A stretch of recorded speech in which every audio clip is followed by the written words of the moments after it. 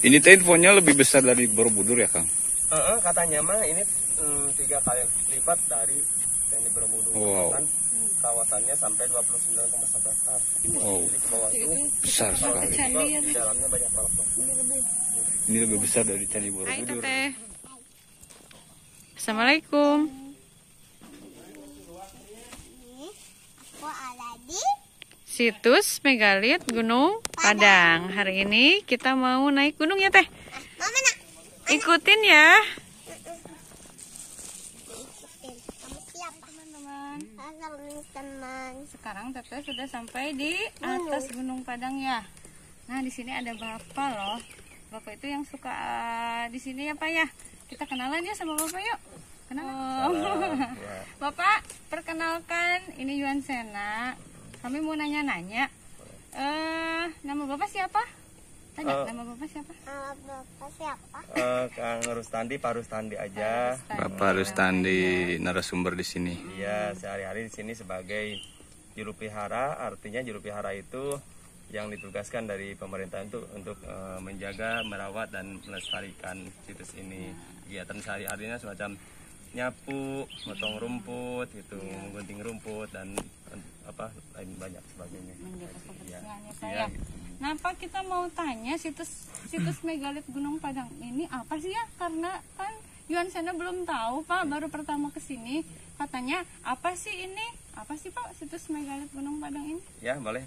Jadi situs Gunung Padang ini kalau melihat kepada unsur bangunan atau cagar budaya zaman dulu itu ada istilah yang namanya candi, ada piramid, ada keraton, ada punden berundak. Nah, hasil kajian berbagai ilmuwan arkeologi, disiplin ilmu bahwa bangunan ini, struktur ini dibuat jauh sebelum piramid dan candi. Jadi beda zaman.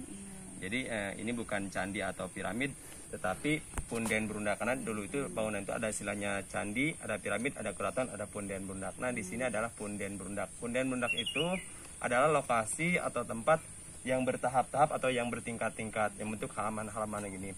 Ini ada 5 teras, ini baru teras pertama atau ke-1, lalu ada teras kedua, ketiga, keempat sampai ke-5. Jadi semuanya ada 5 teras atau 5 tahapan. Jadi pertama dari teras ini. Ini. Kalau keistimewaan dari kelimanya apa aja, Pak? Ada perbedaannya? Atau... Nah, kalau identik istimewa Gunung Padang ini mengandung unsur serba 5. Yang pertama ada 5 teras kan? Ya. 1 ini, 2, 3, 4, 5. Terus ada 5 tingkatan. Lalu ada 5 gerbang. Lalu situs ini dikelilingi sama 5 bukit atau 5 gunung. Sebelah baratnya ada Gunung Garuhun, selatannya ada Emped, timurnya ada ada gunung ini Malati. Lalu ininya ada Gunung Pasir Malang, lalu sebagai utaranya ada Gunung Batu atau Gunung Pasir Domas. Lalu situs ini menghadap ke 5 gunung sejajar, 1 Pasir Domas, 2 Pasir Pogor, 3 Gunung Cikancana, 4 Gunung Gede dan 5 Gunung Pangrango. Jadi ada 5. Bahkan sudut batunya pun hasil kajian berbagai ilmuwan bahwa dari 3 sampai 9, tapi banyaknya 85% sudut 5 atau sudut pentagonal. Itu secara ilmiah. Sudut 5 mengandung arti 5 gitu. Istimewa sekali ya Teh ya. Teteh mau tahu katanya siapa sih yang menemukannya pertama kali? Jadi kalau di istilah di sejarah bukan istilah diketemukan tapi dilaporkan.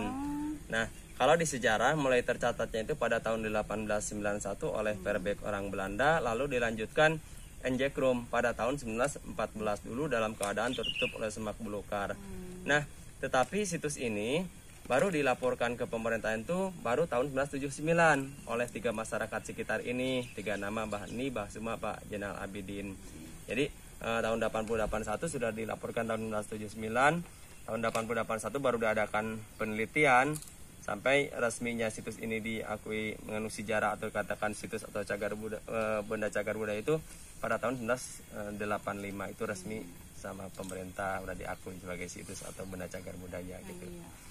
Terus kita mau tahu Pak, apa aja yang harus kita patuhi misalnya aturannya ketika kita mau wisata ke sini atau mau ziarah ke sini. Nah, jadi emang kalau secara aturan cagar budaya, karena situs ini telah dilindungi Undang-Undang Nomor 11 Tahun 2010 tentang cagar budaya. Nah, jadi setiap cagar budaya atau benda cagar budaya itu kebutuhannya bukan untuk 10-20 tahun. Jadi generasi mendatang, anak cucu kita, mereka harus tahu, harus menikmati, atau apa istilahnya harus ada. Jadi tempat ini harus lestari. Nah, diantaranya kalau larangan-larangan di sini tidak boleh menduduki batu yang berdiri atau istilahnya menhir kalau di sini, karena khawatirnya kita kan tidak tahu segimana dalam nancap ininya, dikhawatirkan sudah duduki roboh atau apa jatuh lalu batunya patah gitu, nggak boleh. Lalu nggak boleh mencoret-coret batu, menggeser batu, memukul-mukul batu. Banyak sih sebenarnya kalau apa aturan, apalagi buang sampah sembarangan nggak boleh gitu. Agar tetap terjaga. Iya gitu cara ininya. Ya cukup ya Teh ya. Ya kita jadi punya ilmu ya. Jadi kita tahu bahwa di sini ada situs megalit Gunung Padang. Ini tempat bersejarah.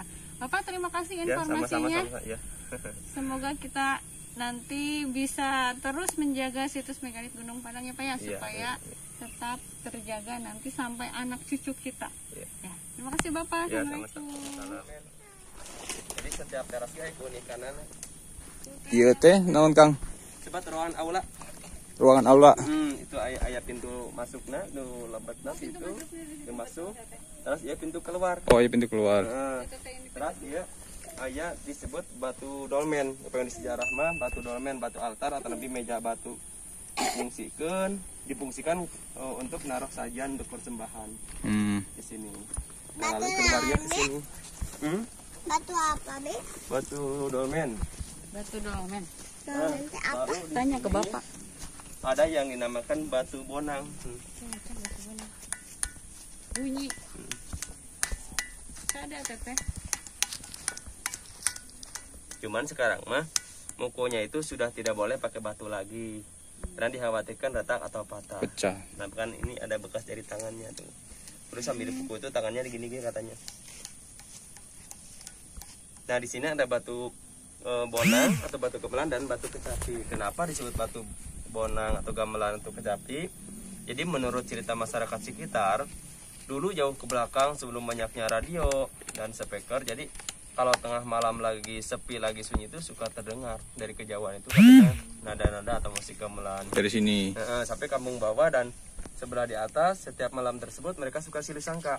Menurut orang bawah, di atas, di bawah, ternyata di sini. Jadi batu ini dulu difungsikan oleh nenek moyang atau leluhur, dijadikan sebagai sumber bunyi, sumber nada, bahwa sebagai simbol upacara itu akan segera diawali, bahkan untuk ngiringi ritualnya gitu.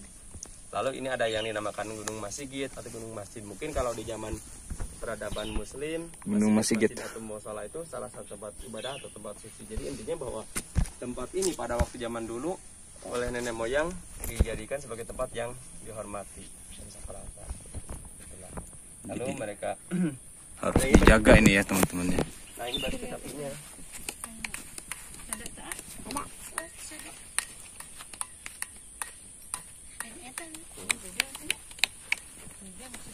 Bunyi nggak teh? Ini ya. Lalu sudah beres mereka ke sana, lalu ke atas itu. Itu ada batu-batu. Masih banyak Itu Pak ya. salah satu gerbang untuk ke teras selanjutnya. Jadi mereka secara bertahap, lalu ke teras kedua, ketiga, keempat sampai kelima. Sama dan kebudayaan. Kita naik ke atas. Masih banyak informasi di atas. Kita ikutin si bapaknya. Cinuran. Ngap. Cinuran. Nah, duduk. Duduk. Nah di sini ada yang dinamakan kursi batu. Di sini. Ini dulu patah oleh terban pohon. Nah di sini digunakan sebagai tempat katanya duduknya para raja dulu. Dalam arti mereka mengadakan semacam rapat atau musyawarah. Jadi budaya musyawarah nenek moyang dulu dari dulu mereka sudah membuat contoh semacam itu. Ada di situ Manjung, ada kursinya juga yang di situ. Itu teh kecil. Nah di sini Di sini tempat rajanya. pemimpinnya, untuk tokohnya yang ditentukan. Lalu ada di sini. Jadi intinya bahwa di sini dulu sebagai tempat musyawarahnya para nenek moyang dulu. Tanya ke bapaknya, nenek moyang itu apa? Leluhur atau sesepuh zaman dulu. Karena kalau kita mah ada kakek gitu ya, ada nenek gitu, ada uyut, ada bau, terus aja ke sana generasi Nenek sampai ke zaman dulu Adam, teh. sampai ke Adam dan Hawa. Zaman dulu ini ya bengkok. Nah lalu sana ada goresan relik Kujang. Hati. Abi, Jalannya sendiri.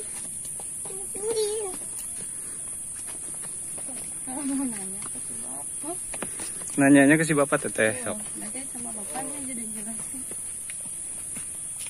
Bertanya atau apa? jadi enaknya gitu. Dek. Kalau ini apa Pak? Nah di sini ada goresan relief Kujang. Nah, Kujang di sini salah Oh, satu ini bentuk kujang. lambang pusaka khas Sunda Jawa Barat atau Kujang. Kalau di Jawa kan keris. Ya. Nah ini pegangannya. Bahkan ini sebagai titik tengahnya atau pusernya gitu. Itu Nah, apa, Bi? Kujang ini Relief Kujang ini mengandung makna relief Kujang. relief Kujang. Sini tetehnya ke sini. Semacam keris. Nah kalau di ini mah dek, kalau di Jawa mah bahasanya keris. Nah ini senjata atau pisau lah, kali ini mah Kujang. Nah Kujang ini mengandung arti atau makna, diartikan dari kata bahasa Kujang itu harus kukuh kepada janji. Jadi maknanya, filosofinya, kita Kujang. kalau punya janji terhadap seseorang harus ditepati. Ya kalau di Sunda mah jangan ngabohong, sering ngabohong gitu. Tong wadul. Nah, tengah waduh, tengah bohong gitu. Nah, jadi kalau punya janji itu harus ditepati. Itu dia. Hujan. Banyak ya informasinya. Saudara selanjut ke sini. Gimana caranya? Jangan sini. Gimana caranya?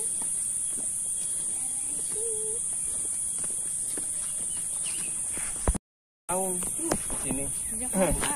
Ujak hukumnya Lihat. apa? Jejak maung di sini bukan berarti jejak maung hewan atau binatang jejak di sini. Berhubung jejaknya ini terdiri dari 9. Jadi menandakan angka kesempurnaan atau yang paling bagus itu bukan 10 tapi 9. Maung di sini diartikan dari kata bahasa mak teh manusia, ung teh yang unggul. Jadi maung teh jejak manusia yang unggul atau yang luhung. Nah, itu dulu katanya, teteh. si manusia yang unggul itu duduk di sini. Ini dimasukkan ke sini, tumitnya ke sini lalu tangannya dibuka, ditaruh di sini, dibuka, dilebarkan. Nah, jadi tempat ini dulu dipakai orang-orang tirakatnya, orang-orang leluhung. Leluhung di sini dalam arti punya kepribadian yang sangat luar biasa, mulai dari ilmunya, etika tata krama, sopan santun, punya kepribadian yang sangat luar biasa gitu. Duduk di sini, Dek. Ayo teh. Duduk sini. Kalau di sini tangannya sini kan. Nah, ujung ininya taruh gitu. Tangannya buka lebar. Jejak maung itu teh. Ujak mau ke apa? Jejak manusia yang Manusia luhung, unggul, yang unggul. yang baik, yang bagus. Nah, gitu. Ini mah kayak mangkok. Oh, sangat mangkok. Bukan Oh, mangkok. sangat mangkok. Jadi setiap memasuki ke Peros Demitras itu ada semacam gerbang atau pintunya. Ini gerbangnya. Ini teras berapa Kang? Baik 4. Kita lihat di teras 4 ada apa. Oh itu pecah. Belah itu Kang. Nah di sini sekitar tempat ini ada sebuah ruangan. Ini dulu ada pagar-pagar batu yang sebagian sudah pada roboh. Nah di sini ada batu satu. Ini namanya batu pengujian atau batu kanuragan. Jadi menurut cerita bahwa batu ini dulu difungsikan sebagai untuk pengujian bahwa boleh atau tidaknya untuk memasuki katarak yang paling sakral. Jadi salah satu peribadatan yang sangat sakral atau kesempurnaan itu diakhiri di tempat yang paling tinggi ini. Dulu ada pengujian dulu. Bahkan di cerita masyarakatnya bahwa ini dulu suka diangkat-angkat. Ternyata tidak setiap orang bisa angkatan batu ini. Kadang-kadang kalau dilihat badannya tinggi besar gitu. Kadang-kadang tidak kuat, tapi sama orang yang kecil keangkat. Jadi namanya batu pengujian atau batu kanuragan sebagai simbol atau sebagai apa namanya sebelum memasuki ke teras kelima itu ada pengujian dulu sama batu. Sekarang mah sudah tidak boleh diangkat-angkat, paling megang aja gini. Namanya batu kanuragan. Batu kanuragan. Ini ada bekas kembang-kembang, Kang. Kembang-kembang. Ritual. Bekas kembang-kembang itu apa? Bunga-bunga. Ada ritual. Ini teras 5. Yang terakhir ya, Kang?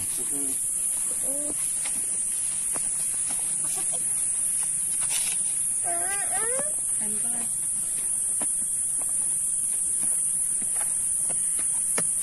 Gede banget.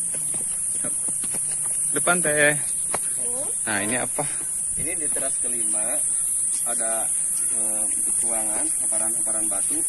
Ini kalau di cerita turun-temurun ini dinamakan tempat singgasana raja. Jadi kalau di cerita masyarakatnya bahwa tempat ini sebagai tempat tirakat atau tempat duduknya raja atau Prabu Siliwangi. Prabu Siliwangi di sini.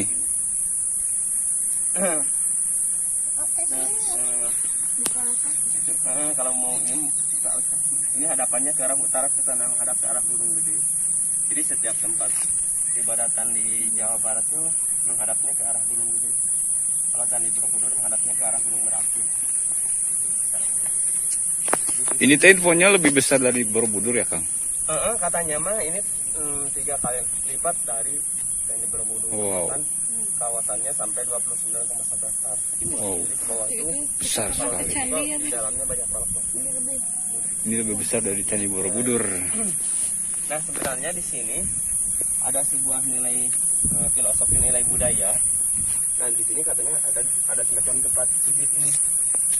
Di sini macam gini, gitu katanya. Nah, kenapa? Jadi di depan itu kalau cerita turun temurun sepuh dulu ada nama tempat Sunan Ibu dan Rama di sana. Nah, Ibu dan Bapak. Yang mana itu ya? Kenapa? Di sini kan singgasana raja ya. Raja itu adalah orang atau seorang yang punya kepribadian dari segi apa pangkat atau punya kewibawaan yang sangat tinggi. Nah, di sini ada sebuah nilai budaya itu. Jadi meskipun raja yang punya kekuasaan dan punya pangkat tinggi, tetapi budaya hormat ke ibu dan bapak itu harus dijunjung tinggi. Kenapa? Ya Al-Quran pun kan yang pertama dihormati itu ibu. Ya. Sampai 3 kali ibu. Yang keempatnya baru ke bapak. Kenapa? Ke ibu dulu karena ibu itu yang mengandung dan melahirkan. Jadi intinya ada itu yang perlu hormat itu ke ibu dulu, baru ke bapak. Itu cara ini. Itulah nilai-nilai budaya yang luar biasa. Nah, jadi singgasana ini dulu sebagai tempat tirakatnya Prabu Siliwangi. Bahkan tempat ini dipakai sebagai tempat untuk kesembuhan, tempat ibadah tirakat itu diakhiri di tempat yang paling tinggi. Karena kan di bawah pertama, kedua, ketiga, keempat. Ini yang terakhir. Teras kelima. Boleh masuk tapi harus dibuka alas kaki. Iya. Kalau di sana bikin batu Pandaringan sebagai tempat rembahannya. Itu apa di binaan? Ada. Mawar. Biar harum kan. Di sini. Dia batu Pandaringan sebagai tempat. Ini batu apa, Kang? Batu Pandaringan. Pandaringan. Ada yang dikandung berkisahnya dari sini. Ada juga Pandaringan di sini dalam arti untuk mencari atau menerawang bintang. Jadi kalau di ahli astronominya dulu itu nenek moyang itu untuk menentukan suatu musim bertani atau tanggal nanam gitu bisa diketahui dari tempat ini. Oh, dari sini. Ya katanya ada semacam dorpa atau sinyal yang meluncur ke atas langit ke bintang. Jadi nenek moyang dulu mereka bisa tahu untuk menentukan musim nanam atau bertani. Jadi intinya bahwa teras kelima ini dijadikan sebagai tempat peribadatan yang sangat sakral. Tempat persembunyian juga ada di sini. Dan beda tempatnya dari yang lain. Bahkan ada 5 titik. Sana 1, 2, 3, 4 sampai ke 5 ini. Bintang. Iya. Itulah cara. Terima kasih Akang, hatur nuhun infonya. Terima kasih banyak udah dikasih tahu. Teteh Yuansena makasih ke bapaknya. Sini sayang sini. Bapak makasih. Sini. Sini. Bapak terima kasih informasinya gitu. Terima kasih informasinya. Sama-sama. Salim dulu salim. Nah, atur nuhun Kang. Assalamualaikum.